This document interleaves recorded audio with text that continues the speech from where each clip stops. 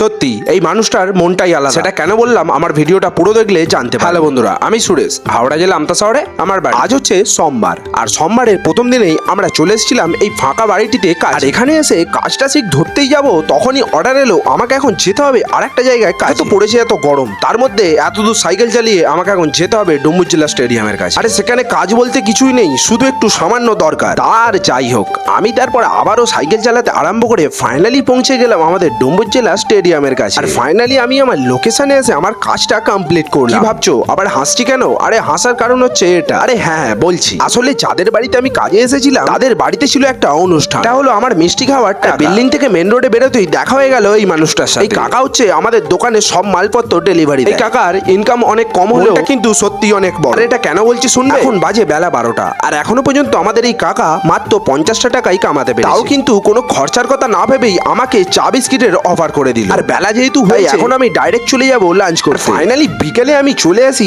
আবারও সেই লোকেশনে যেই লোকেশনে সকালে কাজে এসেছিলাম। আর এখন আমার কাজ হচ্ছে এই গোদরেজের লকটা এখানে ফিট করা। তাই আর লেট না করে আমি লেগে পড়লাম আমার কাজে। ফার্স্টে প্রত্যেকটা লককে দরজার মধ্যে এইভাবে সেট করে একটা করে লকগুলো কমপ্লিট দিলাম। আর এই লকের ফাইনাল রেজাল্ট হলো এটা।